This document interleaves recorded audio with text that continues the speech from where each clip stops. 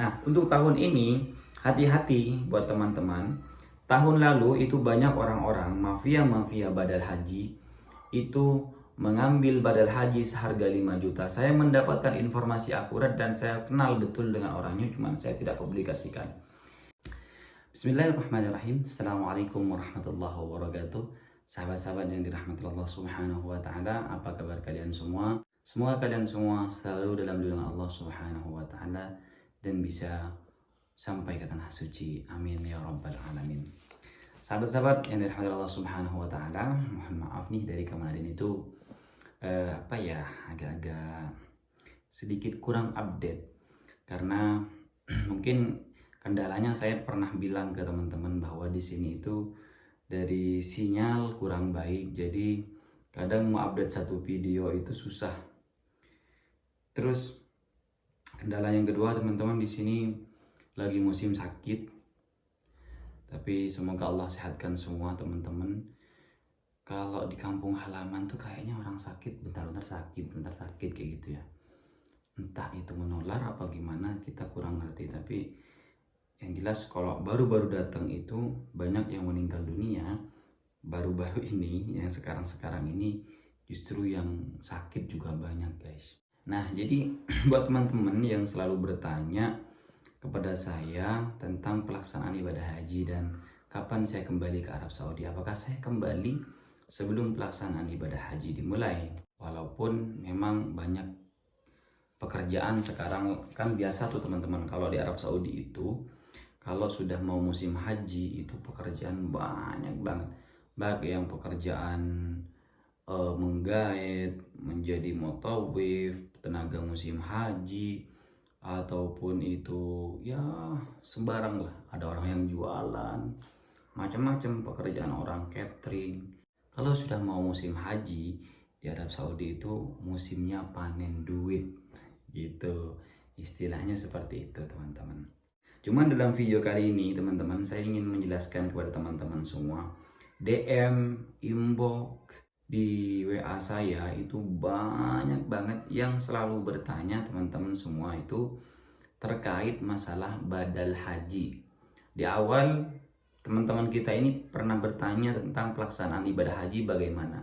Alhamdulillah sekarang Indonesia mendapatkan separuh dari kuota Indonesia. Semoga tahun depan Indonesia bisa full mendapatkan kuota, bahkan mendapatkan tambahan. Amin ya rabbal alamin. Sehingga orang-orang yang hari ini, yang tahun ini 60 tahun ke atas itu tidak bisa berangkat, tahun depan sudah bisa berangkat lagi. Ada pertanyaan sekarang yang masih sering muncul kepada saya, yaitu terkait dengan masalah badal haji. Ustadz, berapa sih harga badal haji sekarang? Informasi kalau terkait badal haji, ini kan begini teman-teman, biar teman-teman semua paham. Badal haji, badal umroh itu biasanya, kalau badal umroh biasanya diukur dengan dam. Dam itu apa? Hewan tebusan seperti kambing. Kalau kita melakukan kesalahan, misalkan kita sudah berihram niat umroh, kemudian kita melakukan kesalahan-kesalahan seperti memotong rambut sebelum selesai rukun-rukunnya, maka kita akan terkena dam atau menyembelih kambing. Nah, biasanya harga badal umroh itu disesuaikan dengan ini. Jadi kan orang mengerjakan badal umroh, kemudian dia melakukan sesuatu, melakukan larangan-larangan itu, dia sudah mendapatkan upah dari orang tersebut seharga damnya, seharga kambingnya. Jadi dia nggak repot, nggak rugi. Misalkan harga kambing 400, dia diberikan amanah badal umroh 400. Jadi ketika dia melakukan pelanggaran, ya udah yang 400 dibuat beli kambing, disembelih. Berarti dia cuman dia cuman rugi di tenaganya dia saja. Iya, syukur-syukur ada yang sampai 1.000 real, ada yang sampai 2.000 real badal umroh. Ya mana tahu ada yang seperti itu. Tapi umumnya badal umroh itu 2 juta sampai 3 jutaan. Nah, lalu bagaimana dengan badal haji, guys?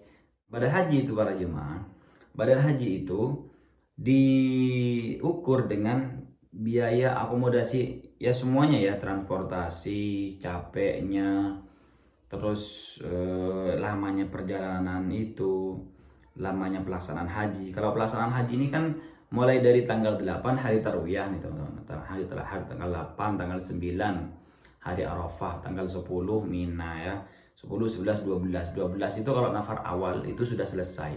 Tapi kalau nafar akhir dia menyempurnakan sampai tanggal 13. Kalau dia belum keluar dari Mina sebelum terbitnya matahari, maka dia harus menyempurnakan sampai 13, sampai tanggal 13. Artinya paling lama pelaksanaan ibadah haji itu adalah 8, 9, 10, 11, 12, 13, 6 hari. Ya, paling lama itu kalau semua lengkap dengan sunnah-sunnahnya. Kalau nggak lengkap dengan sunnah-sunnahnya itu, misalkan langsung ke Arafah, ada kan anak-anak yang koboi dulu biasanya di sana, berarti tanggal 9, 10, 11, 12, 4 hari. Nah, kok lama banget orang-orang pergi haji itu di Arab Saudi? Ya, itu mereka melaksanakan ibadah, setiap harinya sholat ke masjid, setiap harinya ada ziarah, ada program-program yang dilakukan mereka di tanah suci. Nah, kemudian teman-teman, berapa sih harga badal haji untuk tahun ini? Ini jangan sampai teman-teman semua salah ya. Tahun lalu saya sudah wanti-wanti. Mafia badal haji di Arab Saudi itu banyak. Mafianya bukan orang luar, bukan orang Arab. Mafianya juga orang Indonesia. Jadi hati-hati teman-teman semua. Orang-orang yang bergelar, ya yang mereka yang mengaku saya ustadz, saya punya banyak jamaah. Mereka mencari harga badalan haji itu sekitar misalkan 5 juta, 6 juta. Sedangkan untuk tahun ini haji di Arab Saudi itu paling murah itu 10.000 loh yang resmi dari Kementerian Haji. Nah, kalau harga hajinya saja 10.000, terus dia ambil badal haji itu harga 5 juta, 6 juta, 7 juta. Dia dari mana dapat untungnya? Kalau sama-sama dia, percaya deh teman-teman, orang yang nggak ada keuntungan, dia berpikir lebih baik saya haji sendiri. Orang-orang yang membadalkan haji orang itu tentunya mencari keuntungan. Tentunya misalkan kayak dulu ketika haji masih bebas, itu orang-orang normalnya yang cukup lah itu 10 juta. Nah 10 juta ini dibuat berangkat untuk menginap, beli tenda, beli tikar dan lain-lain, makanan selama 4 hari sampai 5 hari itu cukup, masih ada sisanya. Nah berarti dia untung kan itu dengan capeknya, karena pelaksanaan ibadah haji itu yang paling berat kalau menurut saya adalah ketika melontar jumroh. Kalau cuma wukuf di Arafah nggak terlalu berat ya, kita nikmati biasanya karena bareng-bareng. Tapi kalau sudah di melontar jumroh, jalannya aja sampai 4 kilo sampai 5 kilo buat bolak-balik ke tendanya. Kalau dari Syisyah itu buat bolak-balik dari Bin Daud itu biasanya. Dari penampungan, dari tempat menginapnya ke jamaratnya. Nah, untuk tahun ini hati-hati buat teman-teman. Tahun lalu itu banyak orang-orang mafia badal haji itu mengambil badal haji seharga 5 juta. Saya mendapatkan informasi akurat dan saya kenal betul dengan orangnya, cuman saya tidak publikasikan. Ada salah seorang jemaah yang bertanya, Ustadz, tahun ini banyak nggak para PMI yang melaksanakan ibadah haji? Saya bilang kalau dia tidak punya tasrih tidak bisa. Kenapa? Karena haji sekarang berbayar. Dulu paling murah itu kalau nggak salah 12.000. Oh, katanya saya ada nih orang ini haji Ustadz. Saya kasih badal haji itu 6 jutaan. Dia ambil 10, 6 jutaan. Dan dia kirim foto orang-orang yang melaksanakan ibadah haji. Orang sedang melaksanakan ibadah haji. Padahal yang ada di foto itu saya kenal betul dia tidak berangkat haji. Dia hanya dibayar oleh seseorang untuk pergi ke Jabal Rahmah. Itu kemudian berpakaian ihram, kemudian difoto. Itu sebelum pelaksanaan ibadah haji. Setelah pelaksanaan ibadah haji dikatakan, oh ini hajinya sudah selesai, dikerjakan oleh orang ini dan ini, ada sertifikatnya. Hati-hati para jemaah. Wallahu a'lam ya untuk tahun ini apakah masih ada celah. Kalau tahun lalu itu kan sedikit jumlah jamaah hajinya, jadi orang-orang mau lewat sini nggak bisa, mau lewat situ nggak bisa, penjagaannya ketat ya. Surat jalannya, surat izin untuk hajinya itu, tasrehnya itu diminta di setiap sudut pelaksanaan ibadah haji. Jadi orang-orang nggak bisa lolos. Yang ketahuan maksa haji akan dideportasi langsung. Nah, makanya hati-hati. Kalau ada orang-orang yang menawarkan saya bisa melaksanakan ibadah haji tahun ini dan lain bla bla bla bla bla, Anda harus hati-hati. Ketika pelaksanaan ibadah haji hari Arafah, suruh nelpon, suruh video call. Itu jalan paling aman. Suruh video call, suruh bikin video. Suruh bikin video bahwa dia sedang berada di Arafah dan sedang melaksanakan badal haji untuk almarhum atau almarhumah Fulan bin Fulan. Itu lebih aman. Karena sepengalaman saya, tahun lalu saya sudah wanti-wanti kepada di YouTube, di Facebook, di TikTok, saya sudah katakan hati-hati. Tahun ini sangat ketat. Kalau kalian punya amanah badal haji, kalian jangan berikan. Karena nggak akan ada orang yang bisa melaksanakan. Kalau badal hajinya 60 juta, mungkin bisa. Karena pendaftarannya dia cukup. Tapi kalau badal hajinya 5 juta, 6 juta, 7 juta, nggak cukup dengan untuk dia membayar tasrihnya. Makanya hati-hati buat teman-teman semua.